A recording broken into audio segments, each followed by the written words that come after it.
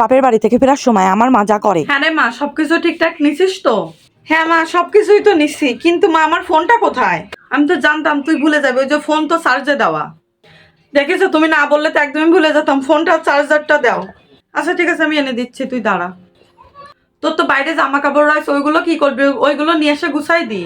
না মা, ওইটা এখন নেবো না, ওই থাক, তুমি গুছাই রাখো, পরের তারিখে এসে নিয়ে যাবো, ঠিক আছে? এখন অত কিছু আমি একা একা পারবো না।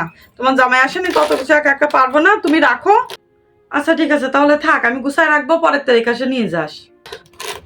শোন রে মা, এই কলা কয়টা ব্যাগে করে দিয়ে দিচ্ছি, একদম গাছের কলা, জামাইয়ের জন্য নিয়ে যা। জামাইয়ের জন্য আমি রেখে দিছি, একদম ভালো মিষ্টি কলা, বুঝেছিস? আচ্ছা ঠিক আছে ঠিক আছে, ব্যাগে করে একবারে দিয়ে দাও। শোন রে মা, এর ভিতরে ভাত তরকারি আছে, বাসায় যায় কষ্ট করে তোর আর রান্না করা লাগবে না, বুঝেছিস? এর মধ্যে সব আমি গুছাই দিছি, জামাইয়ের জন্য বেশি করে দিয়ে দিছি। এর মধ্যে ভাত তরকারি আছে, বাসায় যায় খাস কেনে। কষ্ট করে আর রান্না করতে যাবে কিসের জন্য? আমি যে হালকা পাতলা কিছু রান্না করে নেবো। চুপ কর চুপ কর, আমি বেশি বুঝি, তুই মোটে কথা বলবি না। কষ্ট করে এখান থেকে কষ্ট করে যায় রান্নতে ইচ্ছা হয়। আচ্ছা ঠিক আছে, তুমি আমার কথা শুনবা না, তুমি ওই ব্যাগে দিয়ে দাও। আমার দেরি হয়ে যাচ্ছে, তাড়াতাড়ি বেরো। আর মা, কবে আসবি নিরার? মা, এই এখন তো আর বেশি দিন থাকা হবে না, সামনের তারিখ এসে দেখবো। বোঝোই তো তোমার জামাই আর রান্না বান্না করে খেতে পারে না, সংসারে কত কিছু। একটু তাড়াতাড়ি আসার চেষ্টা করিস, তোর বাবার আর আমার তোর কথা শুধু মনে পড়ে, বুঝেছিস?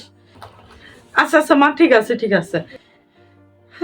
যাই হোক, চল চল, দেরি হয়ে যাচ্ছে, সব তোর ব্যাগে দিয়ে দিচ্ছি, ঠিক আছে? তাড়াতাড়ি আসিস কেন রে মা? এই নে, পারবি তো তুই এই ব্যাগ নিয়ে? না চল, আমি আর একটু সামনে পর্যন্ত আগে দিয়ে আসি। মা, এবার আমি যেতে পারবো, এবার তুমি যাও, ব্যাগটা আমার কাছে দাও, তুমি যাও। এই নে যা। ঠিক আছে মা,